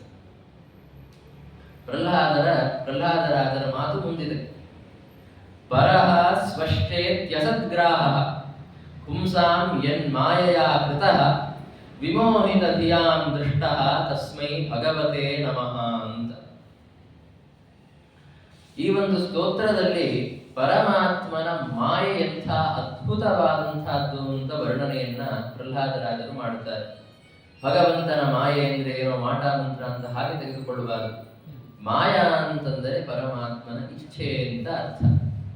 ಮಾಯಾ, ಪ್ರಕೃತಿ, ಮಹಾಮಾಯ, ಅಭಿಧ್ಯ ಈ ಎಲ್ಲ ಶಬ್ದಗಳಿಗೆ ಭಗವಂತನ ಇಚ್ಛೆ ಎನ್ನುವ ಅರ್ಥ ಇದೆ. ಹೀಗಾಗಿ ಮಾಯಾ ಅಂದರೆ ಪರಮಾತ್ಮನ ಇಚ್ಛೆ. ಅದು ಎಂತಹ ಪ್ರಬಲವಾಗಿದೆ, ಅದರ ಪ್ರಭಾವ ಎಂಥದ್ದು ಅಂತಂದರೆ ಎಲ್ಲ ದೇಹಿಗಳಲ್ಲಿ ಒಂದು ರೀತಿಯ ಭ್ರಾಂತಿಯನ್ನ ಅದು ಹುಟ್ಟಿಸಿದೆ. ಏನು ಭ್ರಾಂತಿ ಅಂತಂದರೆ ಇದನ್ನು ನಾನು ಮಾಡಿದೆ, ಇದನ್ನು ಬೇರೆ ಯಾರೋ ಮಾಡಿದರು ಅಂತನ್ನುವಂತಹ ಭ್ರಾಂತಿ. ಅದರಲ್ಲಿ ಏನು ದೊಡ್ಡ ವಿಷಯ ಅಂತಂದರೆ ಸ್ವಲ್ಪ ವಿಚಾರ ಮಾಡಿ ನೋಡಿದರೂ ನಮಗೆ ಸ್ವಾತಂತ್ರ್ಯ ಇಲ್ಲ ಅಂತನ್ನುವುದು ನಮಗೆ ಸ್ಪಷ್ಟವಾಗಿ ಅರ್ಥವಾಗುತ್ತೆ. ಶ್ರೀಮದ್ ಆಚಾರ್ಯರು ದ್ವಾದಶ ಸ್ತೋತ್ರದಲ್ಲಿ ಹೇಳಬೇಕಾದರೆ ಈ ವಿಷಯವನ್ನ ಹೇಳುತ್ತಾರೆ. ಭಗವಂತ ಸ್ವತಂತ್ರ ಅಂತ ನಿಮಗೆ ಹೇಗೆ ಗೊತ್ತಾಯಿತು? ನಾವೆಲ್ಲರೂ ಪರಮಾತ್ಮನ ವಶದಲ್ಲಿದ್ದೇವೆ ಅಂತ ನಿಮಗೆ ಹೇಗೆ ಗೊತ್ತಾಯಿತು ಅಂತ ಪ್ರಶ್ನೆ ಕೇಳಿದರೆ ಶ್ರೀಮದ್ ಆಚಾರ್ಯರು ಅಂತಾರೆ, ಯದಿ ನಾಮ ನತಸ್ಯ ವಶೇ ಸಕಲಂ ಕಥಮೇವತು ನಿತ್ಯ ಸುಖಂ ನ ಭವೇತ್ ಅಂತ ಒಂದು ಯುಕ್ತಿಯನ್ನ ಹೇಳ್ತಾರೆ ಅವರು. ಒಂದು ಪಕ್ಷ ನಾವೆಲ್ಲ ಜೀವಿಗಳು, ಈ ಸಂಪೂರ್ಣ ಜಗತ್ತು ಈ ಈಶಿತವ್ಯ ಪ್ರಪಂಚದಿಂದ ವಿಭಿನ್ನನಾದ ಒಬ್ಬ ಪರಮಾತ್ಮನ ನಿಯಂತ್ರಣದಲ್ಲಿ, ಅವನ ವಶದಲ್ಲಿ ಇರಲಿಲ್ಲ ಅಂತ ಆಗಿದ್ರೆ ಇದು ಈಗಾಗಲೇ ನಿತ್ಯ ಸುಖ ಅಂತ ಆಗಿರ್ಬೇಕಾಗಿತ್ತು. ಇದರ ಸುಖ ಕ್ಷಣಿಕ ಅಂತ ಆಗಿರ್ತಾ ಇರಲಿಲ್ಲ. ನಮ್ಮೆಲ್ಲ ಜೀವರ, ಮನುಷ್ಯರ, ಪ್ರಾಣಿಗಳ, ಎಲ್ಲ ಚೇತನರ ಸುಖ ಅಂತ ಅನ್ನೋದು ಸದ್ಯಕ್ಕೆ ಕ್ಷಣಿಕ ಅಂತ ಆಗಿದೆ. ತಾತ್ಕಾಲಿಕವಾದಂತಹದ್ದು ಮತ್ತೆ ದುಃಖ ಬಹುಲವಾದಂತಹದ್ದು. ಕ್ಷಣಿಕವಾದ ಸಣ್ಣ ಸುಖ ಮಧ್ಯದಲ್ಲಿ ಬರುತ್ತೆ ಎಂದರೆ ಹಿಂದೆ ದುಃಖ, ಮುಂದೆ ದುಃಖ. ಈ ರೀತಿಯಾಗಿ ಆಗ್ತಾ ಇರಲಿಲ್ಲ. ಒಂದು ಪಕ್ಷ ನಾವು ಸ್ವತಂತ್ರರಾಗಿದ್ದರೆ, ನಾವು ಸ್ವತಂತ್ರರಾಗಿದ್ದರೆ ನಮ್ಮ ಸುಖ ನಿತ್ಯವಾಗುವಂತೆ ವ್ಯವಸ್ಥೆಯನ್ನು ಮಾಡಿಕೊಡ್ತಾ ಇದ್ವಿ. ಬೇರೆ ಯಾರೋ ನಮ್ಮ ಅಧೀನದಲ್ಲಿ ಇದ್ದಾರೋ ಬಿಟ್ಟಿದ್ದಾರೋ ಮುಂದಿನ ವಿಷಯ. ಕೇವಲ ನಾನು ನನ್ನ ಅಧೀನದಲ್ಲಿ ಇದ್ದಿದ್ರೆ, ನನ್ನ ಮೇಲೆ ನನಗೆ ವಶ ಇದ್ದಿದ್ರೆ ನಾನೇನು ಮಾಡ್ತಾ ಇದ್ದೆ? ನನ್ನ ಸುಖ ನಿತ್ಯವಾಗುವಂತೆ ವ್ಯವಸ್ಥೆ ಮಾಡಿಕೊಡ್ತಾ ಇದ್ದೆ. ನನಗೆ ಎಂದಿಗೂ ಸುಖವಾಗದಂತೆ, ಎಂದಿಗೂ ದುಃಖ ಆಗದಂತೆ ವ್ಯವಸ್ಥೆ ಮಾಡಿಕೊಡ್ತಾ ಇದ್ದೆ. ಆದರೆ ಹಾಗಾಗ್ತಾ ಇಲ್ಲ. ನನಗೆ ಅತ್ಯಂತ ಅನಿಷ್ಟವಾದಂತಹ ದುಃಖ ಆಗ್ತಾ ಇದೆ, ಮತ್ತೆ ನಮಗೆ ಅತ್ಯಂತ ಇಷ್ಟವಾದಂತಹ ಸುಖ ಕ್ಷಣಿಕವಾಗಿ ಉಳಿದುಕೊಂಡಿದೆ, ತಾತ್ಕಾಲಿಕವಾಗಿ ನಶ್ವರವಾಗಿ ಉಳಿದುಕೊಂಡಿದೆ. ಇದಕ್ಕೆ ಕಾರಣ ಏನು? ಇದು ಹೀಗೆ ಯಾಕೆ ಆಗ್ತಾ ಇದೆ? ಒಂದು ಪಕ್ಷ ನನ್ನ ವಶದಲ್ಲಿದ್ದರೆ ನಾನು ನನಗೆ ಅನಿಷ್ಟ ಅಂತೂ ಮಾಡಿಕೊಡ್ತಾ ಇರಲಿಲ್ಲ. ಆದ್ದರಿಂದ ನನಗೆ ಅನಿಷ್ಟವಾದದ್ದು ಆಗತಾ ಇದೆ ಎಂದರೆ ನನ್ನ ಮೇಲೂ ನನಗೆ ಸಂಪೂರ್ಣ ಸ್ವಾತಂತ್ರ್ಯ ಇಲ್ಲ ಅಂತ ಅರ್ಥ. ಈ ಈಶಿತವ್ಯ ಪ್ರಪಂಚದಿಂದ ವಿಭಿನ್ನನಾದ ಸ್ವತಂತ್ರನಾದ ಒಬ್ಬ ಪರಮಾತ್ಮ ಇದ್ದಾನೆ. ಅವನ ವಶದಲ್ಲಿ ಎಲ್ಲವಿದೆ ಅಂತ ನಮಗೆ ಗೊತ್ತಾಗತ್ತೆ. ಸ್ವಲ್ಪ ವಿಚಾರ ಮಾಡಿದರೂ ಇದು ಅರ್ಥ ಆಗತ್ತೆ. ನಾವು ಏನೋ ಮಾಡುವುದಕ್ಕೆ ಹೋಗುತ್ತೇವೆ, ಸಂಪೂರ್ಣ ಪ್ರಯತ್ನ ಮಾಡಿದರೂ ಆ ಕೆಲಸ ಆಗೋದಿಲ್ಲ. ಒಂದು ಪಕ್ಷ ನಮಗೆ ಸ್ವಾತಂತ್ರ್ಯ ಇದ್ದಿದ್ರೆ ಆಗಬೇಕಾಗಿತ್ತು, ಆಗಲಿಲ್ಲ ಅಂದ್ರೆ ಏನು ಗೊತ್ತಾಯಿತು ಅಂತಂದ್ರೆ ಇದು ನಮ್ಮ ವಶದಲ್ಲಿ ಸಂಪೂರ್ಣವಾಗಿ ಇಲ್ಲ. ಇದನ್ನ ಸ್ವತಂತ್ರವಾಗಿ ಮಾಡ್ತಾ ಇದ್ದವರು ಬೇರೆ ಯಾರೋ, ನಾವು ಕೇವಲ ನಿಮಿತ್ತ ಮಾತ್ರ ಅಂತ ನಮಗೆ ಅರ್ಥವಾಗುತ್ತೆ. ಆದರೆ ಈ ವಿಷಯದ ಬಗ್ಗೆ ಸಾಕಷ್ಟು ಭ್ರಾಂತಿ ಇದೆ.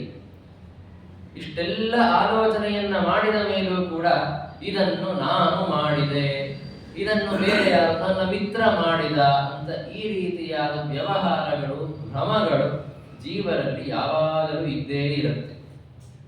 ಇದೆಲ್ಲ ಯಾದರಿಂದ, ಯಾವ ಕಾರಣದಿಂದ ಅಂತಂದರೆ ಪರಮಾತ್ಮನ ಮಾಯೆಯಿಂದಾಗಿ ಇದು ಬರುತ್ತೆ. ಪರಹ ಸ್ವಷ್ಟೇತ್ಯಸದ್ಗ್ರಾಹ, ಇದನ್ನು ನಾನು ಮಾಡಿದೆ ಅಂದರೆ ಈ ಕಾರ್ಯಕ್ಕೆ ನಾನು ಸ್ವತಂತ್ರನಾಗಿ ಕರ್ತ. ಇದನ್ನು ಇನ್ನೊಬ್ಬ ಮಾಡಿದ ಅಂದರೆ ಇನ್ನೊಬ್ಬ ನನ್ನ ಮಿತ್ರ ಯಾರೋ ಇರ್ತಾನೆ, ಅವನು ಈ ಕಾರ್ಯಕ್ಕೆ ಸ್ವತಂತ್ರ ಕರ್ತ ಅನ್ನುವ ಈ ರೀತಿಯ ಅಸದ್ಗ್ರಾಹ, ಇಲ್ಲದಿರುವಂತಹ ಸ್ವಾತಂತ್ರ್ಯದ ಒಂದು ಭ್ರಾಂತಿ ಯಾವ ಪರಮಾತ್ಮನ ಮಾಯೆಯಿಂದ ಹುಟ್ಟಿದೆಯೋ ಅಂತಹ ಭಗವಂತನಿಗೆ, ಅಂತಹ ಪರಮ ಮಾಯಾವಿಯಾದ ಪರಮಾತ್ಮನಿಗೆ ನಾನು ನಮಸ್ಕಾರವನ್ನ ಮಾಡುತ್ತೇನೆ ಅಂತ ಈ ರೀತಿಯಾಗಿ ಪ್ರಹ್ಲಾದರಾಜರ ಸ್ತೋತ್ರ ಇದೆ. ಹೀಗೆ ಒಂದು ಸ್ತೋತ್ರವನ್ನ ಮಾಡುವ ಮೂಲಕ ಪ್ರಹ್ಲಾದರಾಜರು ಪ್ರತಿಕ್ರಿಯೆಯನ್ನ ಕೊಟ್ಟರು. ಇದರಲ್ಲಿ ಪ್ರತಿಕ್ರಿಯೆ ಏನಿದೆ ಅಂತ ನಾವು ಕೇಳಿದರೆ, ಪ್ರತಿಕ್ರಿಯೆ ಏನು ಅಂದ್ರೆ, ನಿಮ್ಮ ಪ್ರಶ್ನೆಯೇ ಸರಿಯಲ್ಲ, ನಿಮ್ಮ ಪ್ರಶ್ನೆಗೆ ಏನು ಮೂಲವೇ ಇಲ್ಲ, ಈ ಪ್ರಶ್ನೆನೇ ಕೇಳಬಾರದು ನೀವು ಅಂತ ಪ್ರತಿಕ್ರಿಯೆ. ಯಾಕೆ ಕೇಳಬಾರದು? ನೀನು ಮಾಡಿದೆಯೋ ಅಥವಾ ಅಂದ್ರೆ ಈ ಬುದ್ಧಿ ವಿಪರ್ಯಾಸವನ್ನ ನೀನೇ ಮಾಡಿಕೊಂಡದ್ದೋ ಅಥವಾ ಬೇರೆ ಯಾರೋ ಬಂದು ಮಾಡಿದ್ದೋ ಅಂತ ಪ್ರಶ್ನೆ ಕೇಳಿದ್ರಲ್ಲ, ಈ ಪ್ರಶ್ನೆ ಕೇಳುವ ಪ್ರಸಂಗವೇ ಇಲ್ಲ. ಪರಮಾತ್ಮ ಮಾಡಿದ್ದು. ಯಾವುದೇ ಒಂದು ಕಾರ್ಯ ಯಾರು ಮಾಡಿದ್ದು, ಇದರ ಸ್ವತಂತ್ರ ಕರ್ತೃಗಳು ಯಾರು ಅಂತಂದರೆ ಅದಕ್ಕೆ ಇರುವ ಏಕೈಕ ಉತ್ತರ ಪರಮಾತ್ಮ ಅಂತ. ಹೀಗಾಗಿ ನೀನೇ ಮಾಡಿಕೊಂಡದ್ದು ಅಂತ ಪ್ರಾರಂಭವಾಗುವ ಪ್ರಶ್ನೆಯೇ ತಪ್ಪು. ಈ ಪ್ರಶ್ನೆಯನ್ನೇ ನೀವು ಕೇಳಬಾರದು ಅಂತ ಪ್ರಹ್ಲಾದರಾಜರ ಅಭಿಪ್ರಾಯ. ನಾವೆಲ್ಲ ಕೇವಲ ನಿಮಿತ್ತ ಮಾತ್ರ. ಯಾವುದೋ ಒಂದು ಅದ್ಭುತವಾದ ಶಿಲ್ಪಕಲೆಯನ್ನ ನೋಡುತ್ತೇವೆ. ಉದಾಹರಣೆ, ಶಿಲ್ಪಕಲೆಯನ್ನ ನೋಡಿದಾಗ ಈ ಶಿಲ್ಪಕಲೆಯನ್ನ ಮಾಡಿದಂತಹ ಆ ಅದ್ಭುತ ಶಿಲ್ಪಿ ಯಾರು ಅಂತ ವಿಚಾರ ಮಾಡುತ್ತೇವೆ ಹೊರತು, ಆ ಪ್ರಶ್ನೆಯನ್ನ ಕೇಳುತ್ತೇವೆ ಹೊರತು, ಈ ಶಿಲ್ಪಕಲವನ್ನ ನಿರ್ಮಾಣ ಮಾಡಿದಂತಹ ಆ ಕುಠಾರವನ್ನು ತೋರಿಸಿ ಅಂತ ಯಾರು ಕೇಳೋದಿಲ್ಲ. ಯಾಕೆ ಅಂದ್ರೆ ಆ ಕುಠಾರ ಕೇವಲ ನಿಮಿತ್ತ ಮಾತ್ರ, ಅದು ಸ್ವತಂತ್ರವಾಗಿ ಏನೂ ಮಾಡಿಲ್ಲ. ಅದನ್ನ ಶಿಲ್ಪಿ ಕೈಯಲ್ಲಿ ಹಿಡಿದುಕೊಂಡು ತನ್ನ ಪ್ರಯತ್ನದಿಂದ ಏನೋ ಮಾಡಿದ್ದಾನೆ. ಅದು ಕೇವಲ ಒಂದು ಉಪಕರಣದಂತೆ, ನಿಮಿತ್ತದಂತೆ ಇತ್ತು. ಆದ್ದರಿಂದ ಅದು ಸ್ವತಂತ್ರವಾಗಿ ಏನೂ ಮಾಡಿಲ್ಲ, ಅದಕ್ಕೆ ಪ್ರಾಧಾನ್ಯ ಇಲ್ಲ. ಅದರ ಬಗ್ಗೆ ನಾವು ವಿಚಾರಣೆ ಮಾಡೋದಿಲ್ಲ, ಶಿಲ್ಪಿಯ ಬಗ್ಗೆ ವಿಚಾರ ಮಾಡುತ್ತೇವೆ. ಹಾಗೆ ಪರಮಾತ್ಮ ಎಲ್ಲ ಕಾರ್ಯವನ್ನ ಸ್ವತಂತ್ರವಾಗಿ ತನ್ನ ಇಚ್ಛೆಯಿಂದ ಮಾಡುವಂಥವನು. ನಾವು ಕೇವಲ ಅವನ ಕೈಯಲ್ಲಿ ಹಿಡಿದುಕೊಂಡ ಕಡ್ಡಿ, ಒಂದು ಕುಠಾರ ಇದ್ದಂತೆ. ನಾವು ಸ್ವತಂತ್ರವಾಗಿ ಏನು ಮಾಡುವುದಿಲ್ಲ, ನಮಗೆ ಪ್ರಾಧಾನ್ಯ ಇಲ್ಲ. ಹೀಗಿದ್ದಾಗ ನೀವು ಮಾಡಿದ್ದ ಅಂತ ಕೇಳೋದೇ ತಪ್ಪಾಗತ್ತೆ. ನಾವು ಕೇವಲ ನಿಮಿತ್ತ ಮಾತ್ರ. ಆದ್ದರಿಂದ ಈ ಬುದ್ಧಿ ವೇದವನ್ನ ಯಾರು ಮಾಡಿದರು ಅಂದ್ರೆ ಪರಮಾತ್ಮ ಮಾಡಿದ. ನೀನು ಮಾಡಿದೆಯೋ ಇನ್ನೊಬ್ಬರು ಮಾಡಿದ್ರು ಅನ್ನುವ ಪ್ರಶ್ನೆಯೇ ಸರಿಯಲ್ಲ ಅಂತ ಹೇಳ್ತಾರೆ. ಆಮೇಲೆ ಈ ತರಹದ ಒಂದು ಭ್ರಾಂತಿ, ನಾನು ಸ್ವತಂತ್ರ ಇತ್ಯಾದಿ ರೀತಿಯ ಭ್ರಾಂತಿ ಯಾರಿಗೆ ಬರುತ್ತೆ ಅಂತಂದ್ರೆ, ಪರಮಾತ್ಮ ಯಾರಿಗೆ ಆ ರೀತಿ ಬರಲಿ ಅಂತ ಅಪೇಕ್ಷೆ ಪಡ್ತಾನೆ ಅವರಿಗೆ ಬರುತ್ತೆ. ಇದೆಲ್ಲವೂ ಪಶುವದ್ ಬುದ್ಧಿ, ಅಂದರೆ ಪಶುಗಳಿಗೆ ಇರಬೇಕಾದಂತಹ ಭ್ರಮ. ನಮ್ಮಂತಹ ಬುದ್ಧಿಜೀವಿಗಳಿಗೆ ಇರಬಾರದು. ವಿಚಾರ ಮಾಡುವಂಥವರಿಗೆ ಈ ತರಹದ ಭ್ರಮ ಇರಬಾರದು. ಸ್ವಲ್ಪ ವಿಚಾರವಿದ್ರೂ ಅರ್ಥ ಆಗಬೇಕು. ಇದು ನಿರ್ವಿಚಾರರಾದಂತಹ ಪಶುಗಳಿಗೆ ಬರಬೇಕಾದಂತಹ ಭ್ರಮ. ಆದರೆ ಪರಮಾತ್ಮನ ಮಾಯೆಯಿಂದಾಗಿ ನಾನು ಸ್ವತಂತ್ರ, ಇನ್ನೊಬ್ಬ ಸ್ವತಂತ್ರ, ಇನ್ನು ಯಾರೋ ದೇವತೆಗಳು ಸ್ವತಂತ್ರ ಅನ್ನುವಂತಹ ಭ್ರಮ ಬರ್ತಾ ಇದೆ ಅಂತ ಹೇಳುತ್ತಾರೆ. ಆಮೇಲೆ ಪರಮಾತ್ಮನ ಬಗ್ಗೆ ಈ ರೀತಿಯಾಗಿ ಮನಸ್ಸು ಹೋಗುವುದಕ್ಕೆ ಕಾರಣ ಏನು ಅಂತ ಕೇಳಿದ್ದಕ್ಕೆ, ಇದು ಪರಮಾತ್ಮನ ಇಚ್ಛೆಯಿಂದಲೇ ಆದದ್ದು. ಯಾರೋ ಬಂದು ಅದನ್ನ ಮನಸ್ಸನ್ನ ಆ ಕಡೆ ತಳ್ಳುವ ಅವಶ್ಯಕತೆ ಇಲ್ಲ ಅಂತ ಪ್ರಹ್ಲಾದರಾಜರಂತಾರೆ. ಅವರೊಂದು ಉದಾಹರಣೆಯನ್ನ ಕೊಡ್ತಾರೆ ಅದಕ್ಕೆ. ಯಥಾ ಭ್ರಾಮ್ಯತ್ಯಯೋ ಬ್ರಹ್ಮನ್ ಸ್ವಯಂ ಆಕರ್ಷ ಸನ್ನಿಧೌ ತಥಾ ಮೇ ವಿದ್ಯತೆ ಚೇತಃ ಚಕ್ರಪಾಣೋ ಯದೃಚ್ಛಯ ಅಂತ. ಒಂದು ಅಯಸ್ಕಾಂತದ ಮುಂದೆ ಒಂದು ಕಬ್ಬಿಣದ ತುಂಡನ್ನ ಇಟ್ಟರೆ ತಾನೇ ಹೋಗಿ ಅದಕ್ಕೆ ಅಂಟಿಕೊಳ್ಳುತ್ತೆ. ನಾವು ಅದನ್ನ ಮತ್ತೆ ದಬ್ಬುವ ಅವಶ್ಯಕತೆ ಇಲ್ಲ. ದಬ್ಬುವ ಅವಶ್ಯಕತೆ ಇದೆ ಅಂತ ನಿಮಗೆ ಅನಿಸಬಹುದು, ಆದರೆ ಅಯಸ್ಕಾಂತದ ಏನೋ ವ್ಯಾಪ್ತಿ ಇರುತ್ತೆ, ಮ್ಯಾಗ್ನೆಟಿಕ್ ಫೀಲ್ಡ್ ಅಂತ ಕರೀತೇವೆ. ಅದರ ವ್ಯಾಪ್ತಿಯ ಒಳಗೆ ತೆಗೆದುಕೊಂಡು ಹೋಗಿ ಇಟ್ಟರೆ ಅದು ತಾನೇ ಎಳೆದುಕೊಳ್ಳುತ್ತೆ. ನೀವು ಮತ್ತೆ ಅದನ್ನ ದಪ್ಪಿ ಅದಕ್ಕೆ ತಾಕಿಸುವ ಅವಶ್ಯಕತೆ ಇಲ್ಲ. ಅಯಸ್ಕಾಂತವೇ ತನ್ನ ವ್ಯಾಪ್ತಿಯಲ್ಲಿ ಇದ್ದಂತಹ ಕಬ್ಬಿಣವನ್ನ ಹೇಗೆ ಎಳೆದುಕೊಳ್ಳುತ್ತೋ ಹಾಗೆ ಪರಮಾತ್ಮ ಕೂಡ ತನ್ನ ಇಚ್ಛೆಯಿಂದ ತನ್ನ ಪ್ರಭಾವದಿಂದಲೇ ನನ್ನ ಮನಸ್ಸನ್ನ ತನ್ನ ಕಡೆ ಎಳೆದುಕೊಂಡಿದ್ದಾನೆ. ಅಯಸ್ಕಾಂತದ ವ್ಯಾಪ್ತಿ ಸಣ್ಣದು, ಏನೋ 1-2 ಇಂಚು ಅದರ ವ್ಯಾಪ್ತಿ ಇರುತ್ತೆ. ಆದರೆ ಪರಮಾತ್ಮನ ವ್ಯಾಪ್ತಿಗೆ ಯಾವುದೇ ಪರಿಮಿತಿ ಇಲ್ಲ. ಆದ್ದರಿಂದ ಅವನು ಎಲ್ಲ ಕಡೆ ಇದ್ದಾನೆ. ಅವನಿಗೆ ಇಚ್ಛೆ ಬಂತು, ಪ್ರಹ್ಲಾದನ ಮನಸ್ಸನ್ನ ನನ್ನ ಕಡೆ ಆಸಕ್ತವಾಗಿ ಮಾಡಿಕೊಳ್ಳಬೇಕು, ಅವನನ್ನು ನನ್ನ ಭಕ್ತನನ್ನಾಗಿ ಮಾಡಿಕೊಳ್ಳಬೇಕು ಅನ್ನುವ ಇಚ್ಛೆ ಬಂತು. ಅವನು ನನ್ನ ಮನಸ್ಸನ್ನ ತನ್ನ ಕಡೆ ಆಕರ್ಷಣೆ ಮಾಡಿಕೊಂಡ, ಅಷ್ಟೇ. ಇದರಲ್ಲಿ ಬೇರೆ ಯಾರ ಕೈವಾಡವೂ ಇಲ್ಲ. ಯಾರೇ ಬಂದು ನನಗೆ ಬೋಧನ ಮಾಡಿ ಅಸುರರ ವಿರುದ್ಧ ದ್ರೋಹ ಮಾಡುವಂತೆ, ಪರಮಾತ್ಮನಲ್ಲಿ ಭಕ್ತಿ ಮಾಡುವಂತೆ ಹೇಳಿಕೊಟ್ಟಿಲ್ಲ ಅಂತ ಪ್ರಹ್ಲಾದರಾಜರ ಉತ್ತರ ಬಂತು. ಅದನ್ನ ಕೇಳಿ ಷಂಡಾಮರ್ಕರಿಗೆ ಕೋಪ ಬಂದಿದೆ.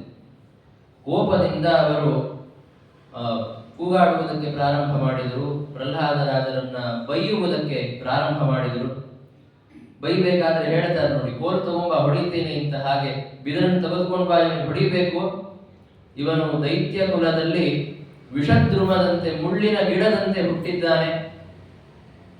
ಇವನು ತನ್ನ ಅದ್ಭುತವಾದಂತಹ ಅಸುರ ಕುಲವನ್ನ ಸುಡುವುದಕ್ಕಾಗಿ ಅಂತ ಹುಟ್ಟಿದ್ದಾನೆ ಅಂತ ವಿವಿಧ ಮಾತುಗಳಿಂದ ಅವನನ್ನ ಬೈದು ಹೆದರಿಸಿ ಮತ್ತೆ ಆ ತ್ರಿವರ್ಗ ವಿದ್ಯಾದಿಗಳನ್ನೇ ಅವನಿಗೆ ಇನ್ನೂ ಹೆಚ್ಚು ಹೆಚ್ಚು ಉಪದೇಶ ಮಾಡಿದ್ದಾರೆ ಷಂಡಾಮರ್ಕರು.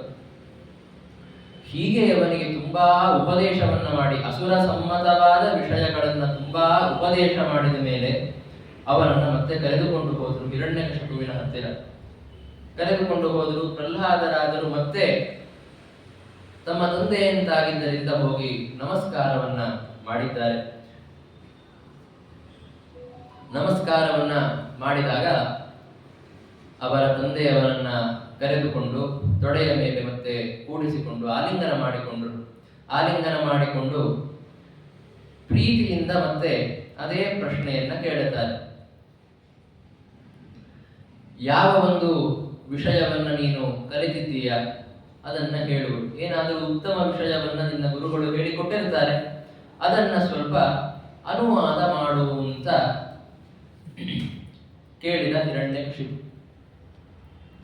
ಆವಾಗ ಪ್ರಹ್ಲಾದರಾಜರು ಏನಂತಾರೆ, ಹಿರಣ್ಯಕಶಿಪುವಿಗೆ ಏನು ನಿರೀಕ್ಷೆ ಇತ್ತು? ಇಷ್ಟೆಲ್ಲ ಹೆದರಿಸಿ ಬೈದು ಇಷ್ಟೆಲ್ಲ ಹೇಳಿಕೊಟ್ಟಿದ್ದಾರೆ ಅಂದ್ರೆ ಕಡೇ ಪಕ್ಷ ಈಗಲಾದರೂ ಅವನು ಸರಿಯಾಗಿ ಉತ್ತರವನ್ನ ಕೊಡಬಹುದು ಅಂತ ಅವನಿಗೆ ಅಪೇಕ್ಷೆ ಇತ್ತು. ಆದರೆ ಪ್ರಹ್ಲಾದರಾಜರು ಮತ್ತೆ ತಮ್ಮ ಸ್ವಭಾವಭೂತವಾದ ವಿಷ್ಣು ಭಕ್ತಿಯ ಭಾವನೆಯಿಂದಲೇ ಉತ್ತರವನ್ನ ಕೊಡ್ತಾ ಇದ್ದಾರೆ. ಪ್ರಹ್ಲಾದರಾಜರಂತಾರೆ, ಶ್ರವಣಂ ಕೀರ್ತನಂ ವಿಷ್ಣೋಃ ಸ್ಮರಣಂ ಪಾದಸೇವನಂ ಅರ್ಚನಂ ವಂದನಂ ದಾಸ್ಯಂ ಸಖ್ಯಂ ಆತ್ಮನಿವೇದನಂ ಇತಿ ಪುಂಸಾರ್ಪಿತ ವಿಷ್ಣು ಭಕ್ತಿಶ್ಚೇನ್ನವಲಕ್ಷಣ ಕ್ರಿಯತೆ ಭಗವತ್ಯರ್ಥ ತನ್ಮನ್ಯೇ ಹಿತಮುತ್ತಮಂ ಅಂತ. ಉತ್ತಮವಾದ ವಿಷಯವನ್ನ ನೀನೇನು ಅಧ್ಯಯನ ಮಾಡಿದ್ದೀಯ, ಆ ವಿಷಯವನ್ನ ಹೇಳು ಅಂತ ಹಿರಣ್ಯಕಶಿಪು ಕೇಳಿದ. ಅಧ್ಯಯನ ಮಾಡಬಹುದಾದ ಉತ್ತಮ ವಿಷಯ ಯಾವುದು ಅಂತನ್ನುವುದನ್ನು ಪ್ರಹ್ಲಾದರಾಜರು ಹೇಳುತ್ತಾ ಇದ್ದಾರೆ. ಯಾವ ಒಂದು ವಿಷಯವನ್ನ ಅಧ್ಯಯನ ಮಾಡಿದ್ದರಿಂದ ಭಗವಂತನಲ್ಲಿ, ಶ್ರೀಮನ್ನಾರಾಯಣನಲ್ಲಿ ಈ ರೀತಿಯ ನವಲಕ್ಷಣ ಭಕ್ತಿ ಅಂತನ್ನುವುದನ್ನ ಮಾಡಬಹುದು ಒಬ್ಬ ಜೀವಿ, ಅಂತಹ ವಿಷಯ ಅಧ್ಯಯನ ಮಾಡಬಹುದಾದ ಅತ್ಯಂತ ಉತ್ತಮ ವಿಷಯ ಅಂತ ನಾನು ತಿಳಿದುಕೊಂಡಿದ್ದೇನೆ ಅಂತ ಪ್ರಹ್ಲಾದರಾಜರಂತಾರೆ. ಮತ್ತೆ ಆ ನವಲಕ್ಷಣ ಭಕ್ತಿಯನ್ನ ಅವರು ಹೇಳುತ್ತಾರೆ. ಮೊದಲನೇದಾಗಿ ಶ್ರವಣ, ಪರಮಾತ್ಮನ ಕಥೆಗಳು, ಪರಮಾತ್ಮನ ಮಹಾತ್ಮ್ಯವನ್ನ ಹೇಳುವಂತಹ ವಾಕ್ಯಗಳ ಶ್ರವಣ. ಗುರುಗಳಿಂದ, ಯಾರಾದರೂ ಜ್ಞಾನಿಗಳಿಂದ ಈ ವಾಕ್ಯಗಳಿವೆ, ಇದಕ್ಕೆ ಹೀಗರ್ಥ ಅಂತನ್ನುವ ಶ್ರವಣವನ್ನ ಮಾಡುವುದು ಶ್ರವಣ. ಕೀರ್ತನ ಅಂದರೆ ನೀವೇನು ಶ್ರವಣ ಮಾಡಿರ್ತೀರಾ, ಅದರಿಂದ ಜ್ಞಾನ ಬಂದಿರ್ತದೆ, ಅದನ್ನ ನೀವೂ ಸ್ವತಃ ಹೇಳುವುದು, ಇದನ್ನ ಕೀರ್ತನ ಅಂತ ಕರೀತಾರೆ. ಆಮೇಲೆ ವಿಷ್ಣು ಸ್ಮರಣಂ, ಪರಮಾತ್ಮನ ಚಿಂತನೆಯನ್ನ ಮಾಡುವುದು. ಏನು ಮಾಹಾತ್ಮ್ಯಗಳು, ಏನು ಗುಣಗಳ ಜ್ಞಾನವಾಗಿರುತ್ತೆ ಶ್ರವಣದಿಂದ. ಕೀರ್ತನವನ್ನ ಮಾಡಿದ್ದರಿಂದ ಇನ್ನೂ ಹೆಚ್ಚು ಮನದಟ್ಟಾಗಿರುತ್ತೆ, ಅದನ್ನು ಇನ್ನೂ ಹೆಚ್ಚು ಧ್ಯಾನ ಮಾಡುವುದು, ಅದರ ಬಗ್ಗೆ ಚಿಂತನ ಮಾಡುವುದು. ಮತ್ತೆ ಪಾದ ಸೇವನ, ಪರಮಾತ್ಮನ ಪಾದಗಳ ಸೇವೆಯನ್ನ ಮಾಡುವುದು.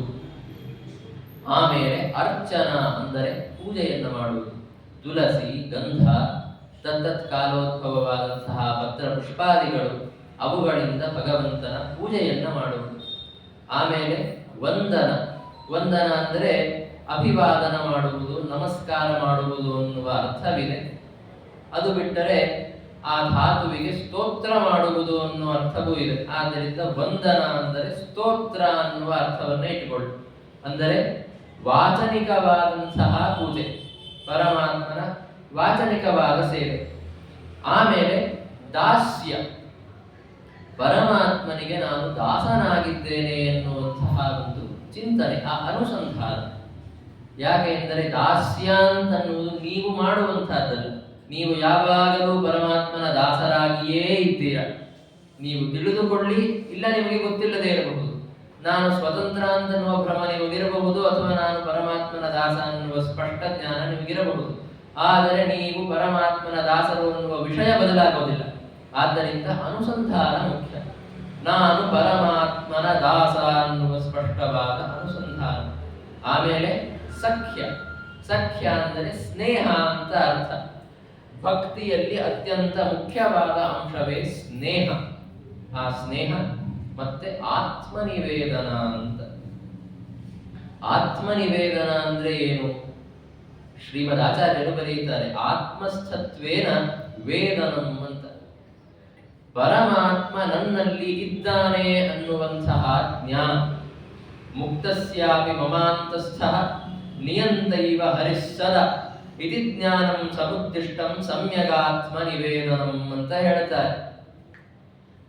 ಕೇವಲ ಈ ಸಂಸಾರದಲ್ಲಿ ಅಂತ ಅಲ್ಲ, ನಾನು ಮುಕ್ತನಾದ ಮೇಲೂ ಕೂಡ, ಮೋಕ್ಷದಲ್ಲಿಯೂ ಕೂಡ ನನ್ನ ಒಳಗೆ ನನಗೆ ನಿಯಾಮಕನಾಗಿ, ನನ್ನ ಸ್ವಾಮಿಯಾಗಿ ಪರಮಾತ್ಮ ಯಾವಾಗಲೂ ಇರುತ್ತಾನೆ ಅನ್ನುವ ಈ ಜ್ಞಾನವನ್ನೇ ಆತ್ಮನಿವೇದನ ಅಂತ ಕರೆಯೋದು.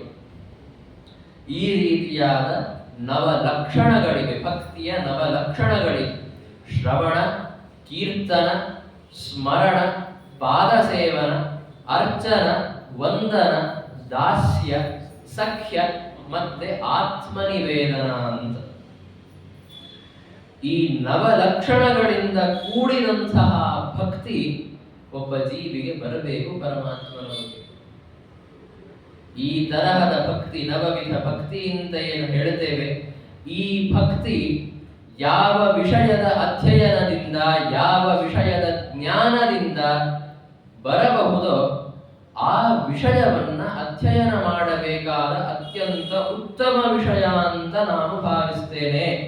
ಬೇರೆಲ್ಲ ವಿಷಯಗಳು ವ್ಯರ್ಥ. ಯಾವ ವಿಷಯದ ಅಧ್ಯಯನದಿಂದ ಭಗವಂತನ ನವವಿಧ ಭಕ್ತಿ ಸಿಗತ್ತೆ, ಆ ವಿಷಯ ಅತ್ಯಂತ ಉತ್ತಮವಾದ ಅಧ್ಯೇತವ್ಯವಾದ ವಿಷಯ ಅಂತ ಪ್ರಹ್ಲಾದರಾಜರು ಹೇಳಿದರು.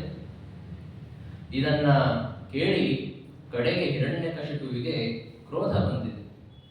ಇಲ್ಲಿ ಮೊದಲಿನ ಬಾರಿ ಹೇಳಿದಾಗ ಏನೋ ಹುಡುಗ ಸಣ್ಣವನು ಯಾರೋ ಹೇಳಿದ್ದನ್ನ ಕೇಳಿ ಹೇಳ್ತಾ ಇದ್ದಾನೆ ಅಂತ ಹೀಗಂದುಕೊಂಡು ಅವನು ಉಪೇಕ್ಷೆ ಮಾಡಿದ್ದ. ಆದರೆ ಎರಡನೇ ಬಾರಿ ಮತ್ತೆ ಇದೇ ರೀತಿ ಹೇಳಿದ ಕೂಡಲೇ ಅವನಿಗೆ ಸಿಟ್ಟು ಬಂದಿದೆ. ಸಿಟ್ಟು ಬಂದು ಅವನು ಮತ್ತೆ ಅದೇ ಪ್ರಶ್ನೆಯನ್ನ ಕೇಳಿದ, ನಿನಗೆ ಇದನ್ನ ಯಾರು ಹೇಳಿದರು ಅಂತ. ಅಸುರರ ಶಿಕ್ಷಣೆ ಬೇರೆಯ ತರಹ ಇದೆ, ನಿಮ್ಮ ಗುರುಗಳು ಬೇರೆಯದನ್ನ ಹೇಳಿಕೊಡ್ತಾರೆ. ಆದರೆ ಅದೆಲ್ಲವನ್ನ ಅತಿಕ್ರಮಿಸಿ ನೀನು ಏನಿದನ್ನ ಕರೆದುಕೊಂಡು ಬಂದಿದ್ದೀಯಲ್ಲ, ಯಾರು ಹೇಳಿದ್ದು ನಿನಗೆ, ಯಾರು ಉಪದೇಶ ಮಾಡಿದ್ದು ಅಂತ ಪ್ರಶ್ನೆ ಕೇಳಿದ. ಅದಕ್ಕೆ ಗುರುಪುತ್ರ ಇದ್ರಲ್ಲ, ಅಂದ್ರೆ ಷಂಡಾಮರ್ಕರು, ಅವರು ಉತ್ತರವನ್ನ ಕೊಡ್ತಾರೆ. ಇದು ಯಾರೋ ಹೇಳಿದ್ದಲ್ಲ, ಅವನಿಗೆ ಬಂದು ಉಪದೇಶ ಮಾಡಿದ್ದಲ್ಲ. ಆಮೇಲೆ ನಾವು ಇದನ್ನೇನು ಅವನಿಗೆ ಹೇಳಿಕೊಟ್ಟಿಲ್ಲ. ದೈತ್ಯ ರಾಜನಾದ ಹಿರಣ್ಯಕಶಿಪು ನಿನ್ನನ್ನ ಎದುರು ಹಾಕಿಕೊಂಡು ನಿನ್ನ ಎಲ್ಲರಿಗಿಂತ ದೊಡ್ಡ ಶತ್ರುವಾದ ವಿಷ್ಣುವಿನ ಬಗ್ಗೆ, ಅವನ ಮಹಾತ್ಮ್ಯದ ಬಗ್ಗೆ ಉಪದೇಶ ಮಾಡುವಷ್ಟು ಧೈರ್ಯ ಅಹಂಕಾರ ನಮಗಂತೂ ಇಲ್ಲ. ಆದ್ದರಿಂದ ನಾವೂ ಪ್ರಹ್ಲಾದನಿಗೆ ಇದನ್ನ ಉಪದೇಶ ಮಾಡಿಲ್ಲ, ಬೇರೆ ಯಾರೋ ಅಲ್ಲಿದ್ದಂಥವರು ಉಪದೇಶ ಮಾಡಿಲ್ಲ. ಇವನಿಗೆ ನೈಸರ್ಗಿಕವಾಗಿ ಈ ರೀತಿಯ ಭಗವದ್ಭಕ್ತಿ ಇದೆ. ನೈಸರ್ಗಿಕವಾಗಿ ಅಂದರೆ ಅವನ ಸ್ವಭಾವದಿಂದ, ಅವನ ಸ್ವಭಾವ ಇದು, ಯಾರು ಹೇಳಿಕೊಳ್ಳುವ ಅವಶ್ಯಕತೆ ಇಲ್ಲ. ಅವನ ಸ್ವಭಾವತಃ ಏವ ಈ ರೀತಿಯ ಭಗವದ್ಭಕ್ತನಾಗಿದ್ದಾನೆ ಪ್ರಹ್ಲಾದ ಅಂತ ಷಂಡಾಮರ್ಕರು ಹೇಳುತ್ತಾರೆ. ಆವಾಗ ಮತ್ತೆ ಪ್ರಹ್ಲಾದರಾಜರು ಮಾತಾಡಿದರು. ಹಿರಣ್ಯಕಶಿಪು ಅವರಿಗೆ ಪ್ರಶ್ನೆ ಮಾಡಿದ್ರಲ್ಲ, ಈ ರೀತಿಯಾದ ದುರ್ಬುದ್ಧಿ ನಿನಗೆಲ್ಲಿಂದ ಬಂತು ಅಂತ. ಅದಕ್ಕೆ ಪ್ರಹ್ಲಾದರಾಜರು ಮಾತಾಡುತ್ತಾರೆ, ನನಗೆ ಇರುವಂತಹ ಬುದ್ಧಿ ಏನಿದೆಯಲ್ಲ ಅದು ಎಲ್ಲರಿಗೂ ಬರೋದಿಲ್ಲ ಅಂತ ಅವರು ಹೇಳಿದರು.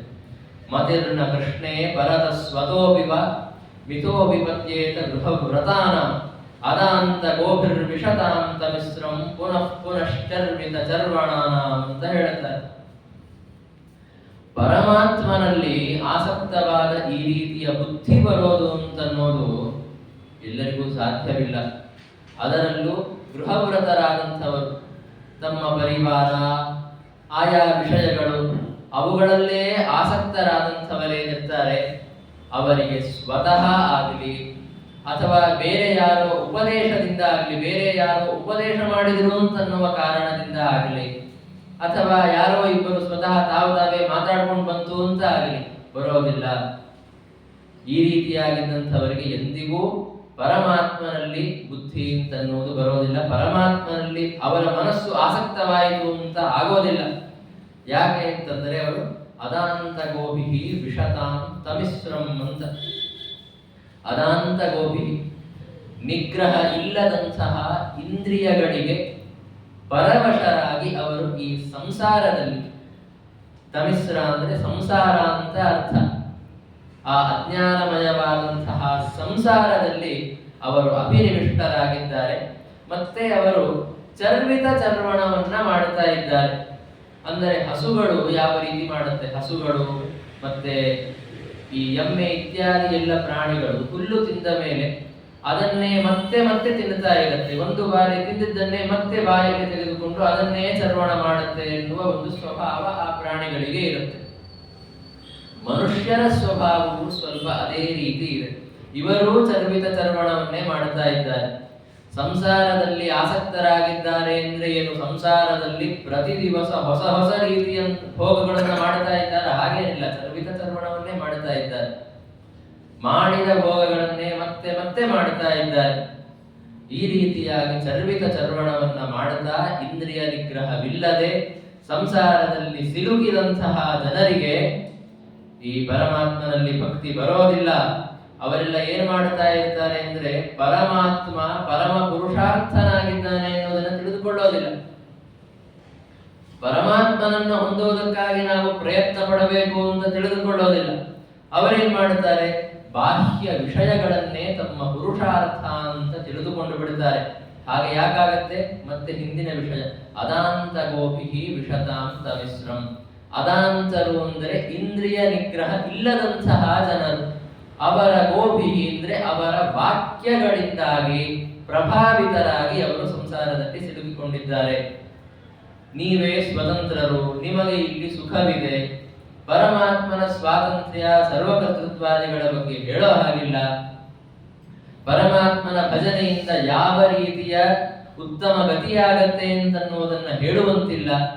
ಹೀಗೆ ಸ್ವತಃ ಇಂದ್ರಿಯ ನಿಗ್ರಹವಿಲ್ಲದಂತಹ ಉಪದೇಶಕರ ಮಾತುಗಳನ್ನ ಕೇಳಿಕೊಂಡು ತಾವೂ ಸ್ವತಃ ಅದೇ ರೀತಿಯಲ್ಲಿ ಇಂದ್ರಿಯ ನಿಗ್ರಹವಿಲ್ಲದೆ ಸಂಸಾರದಲ್ಲಿ ಆಸಕ್ತರಾಗಿರ್ತಾರೆ.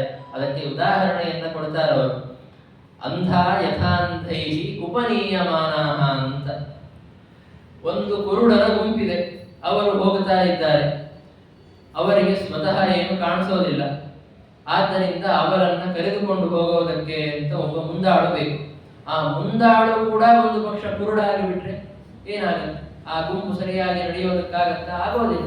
ಅವರು ಎಂದಾದರೂ ಒಂದು ದಿವಸ ಹೋಗಿ ಒಂದು ಗರ್ತದಲ್ಲಿ ಬೀಳುತ್ತಾರೆ. ಹಾಗೆ ಇಂದ್ರಿಯ ನಿಗ್ರಹ ನಿಮಗಿಲ್ಲ, ನಿಮ್ಮನ್ನ ಸರಿಯಾದ ಮಾರ್ಗಕ್ಕೆ ಕರೆದುಕೊಂಡು ಹೋಗುವಂತಹ ಮುಂದಾಳು ಒಬ್ಬ ಗುರು ಅವನು ಸ್ವತಃ ಇಂದ್ರಿಯ ನಿಗ್ರಹ ಹೊಂದಿದಂತಹ ಜ್ಞಾನಿಯಾಗಿರಬೇಕು. ಆದರೆ ನೀವು ಸರಿಯಾದ ಗುರುಗಳನ್ನು ಆಯ್ಕೆ ಮಾಡಿಕೊಂಡಿಲ್ಲ, ತುಂಬಾ ಅಬದ್ಧವಾದಂತಹ ವಿಷಯಗಳನ್ನೇ ತಿಳಿದುಕೊಂಡು ಸಂಸಾರದಲ್ಲಿ ಸಿಲುಕಿಕೊಂಡಿದ್ದೀರಾ. ನಿಮಗೆ ಪರಮಾತ್ಮನಲ್ಲಿ ಬುದ್ಧಿ ಬರೋದಿಲ್ಲ. ಬರಬೇಕು ಅಂದ್ರೆ ಏನ್ ಮಾಡಬೇಕು ಅಂತಂದ್ರೆ, ಮಹಾಂತರು ಜ್ಞಾನಿಗಳಿರ್ತಾರೆ, ನಿಷ್ಕಿಂಚನರಾದಂಥವರು. ಅಂದ್ರೆ ಈ ಎಲ್ಲ ಭೌತಿಕ ವಿಷಯಗಳ ಬಗ್ಗೆ ಅಭಿಲಾಷೆ ಇಲ್ಲದಂಥವರು, ವೈರಾಗ್ಯದಿಂದ ಕೂಡಿದಂಥವರು.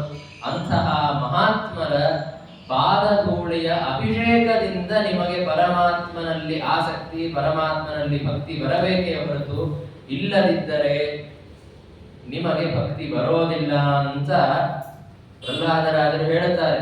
ಅಂದರೆ ಅಭಿಪ್ರಾಯ, ನನಗೆ ಅಂದರೆ ಪ್ರಹ್ಲಾದನಿಗೆ ಆ ಭಗವತ್ ಭಕ್ತಿ ಮಹಾತ್ಮರ, ನಾರದಾದಿಗಳ, ದೊಡ್ಡ ದೊಡ್ಡ ಋಷಿಗಳ ಪಾದ ಸೇವನದಿಂದಾಗಿ ಬಂದಿದೆ ಅಂತನ್ನುವುದನ್ನ ಅವರು ಸೂಚನೆ ಮಾಡಿದಂತಾಗತ್ತೆ.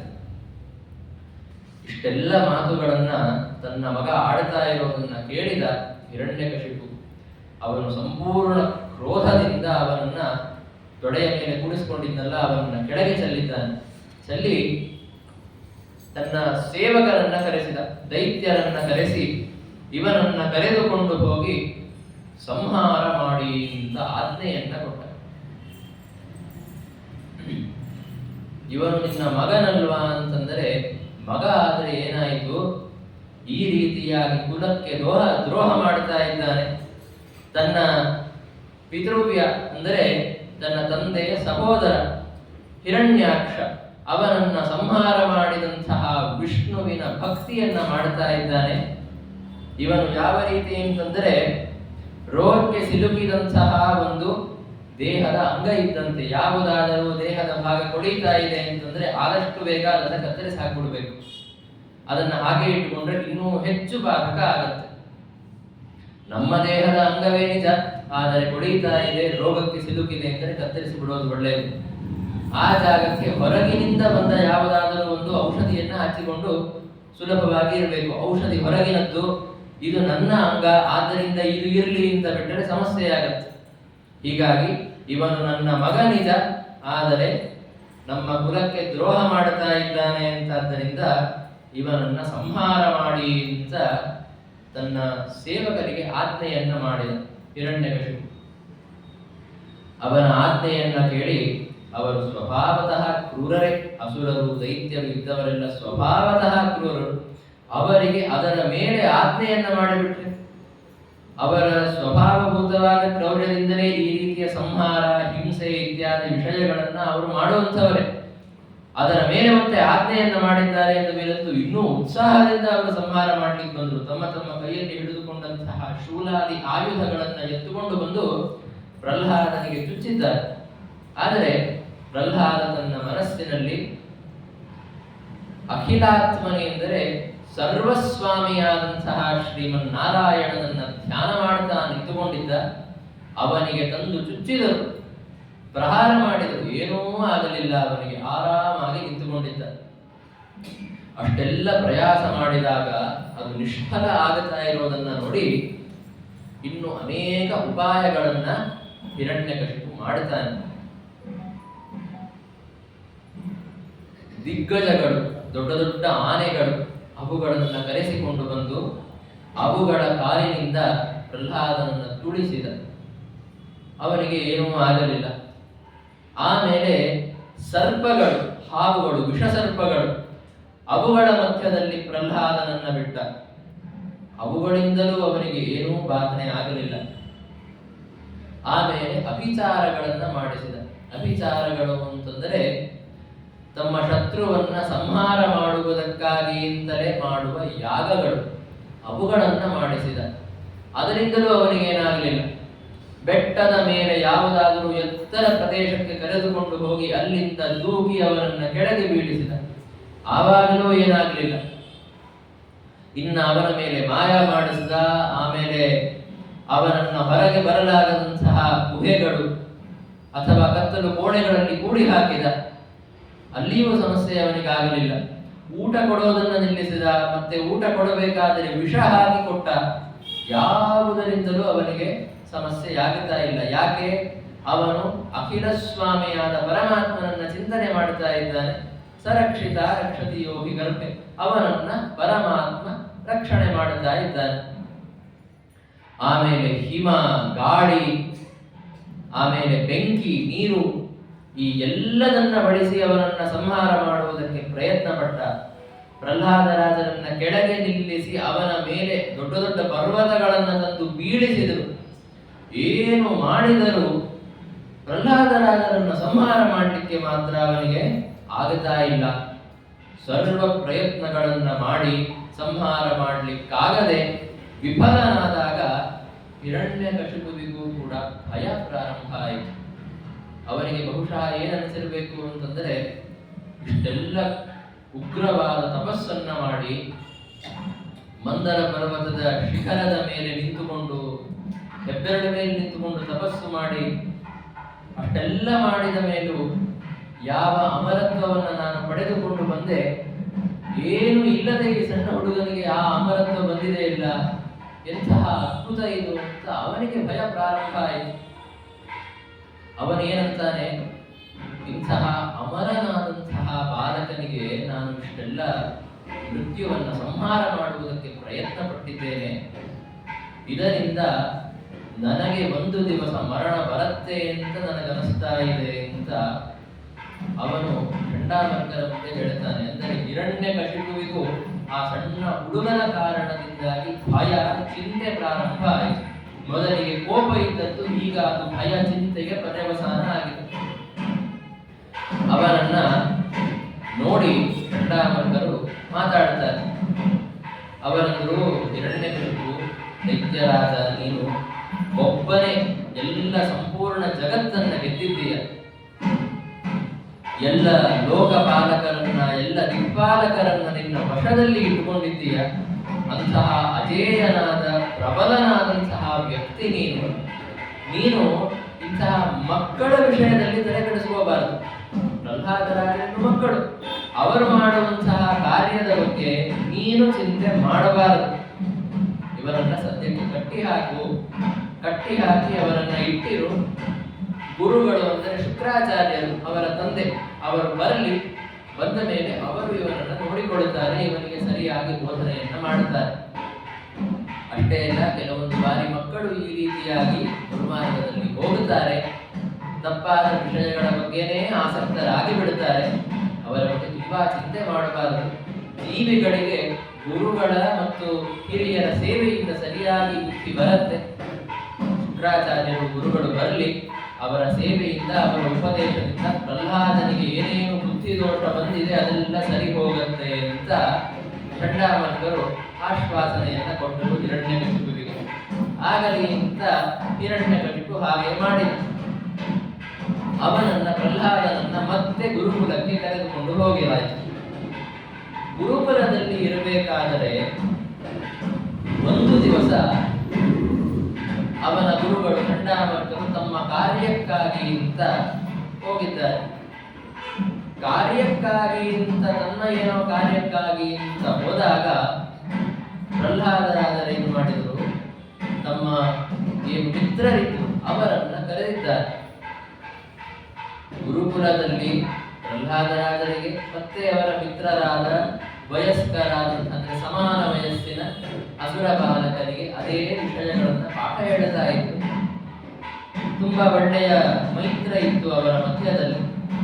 ಆ ಮಿತ್ರರು ಬಂದು ಪ್ರಹ್ಲಾದರಾಜರನ್ನು ಮೊದಲಿಗೆ ಆಟಕ್ಕೆ ಬಾ ಅಂತ ಕರೆದರು.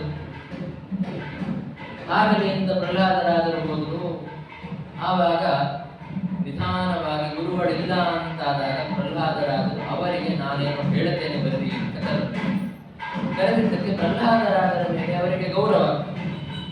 ದೈತ್ಯರಾಜನಾದ ಹಿರಣ್ಯಕಶಿಪುವಿನ ಮಗ ಇವನು ಅಂತಾದ್ದರಿಂದ ಒಂದು ರೀತಿಯ ಗೌರವ ಇತ್ತು. ಅಷ್ಟೇ ಅಲ್ಲ, ಅಸುರ ಬಾಲಕರವರಿಗೂ ಚಿಕ್ಕವರು, ಅವರ ಮನಸ್ಸಿನಲ್ಲಿ ಇನ್ನೂ ಈ ರೀತಿಯ ದ್ವೇಷದ ಭಾವನೆ ಇಲ್ಲ, ಅವರ ಬುದ್ಧಿ ಇನ್ನೂ ದೂಷಿತ ಆಗಿಲ್ಲ.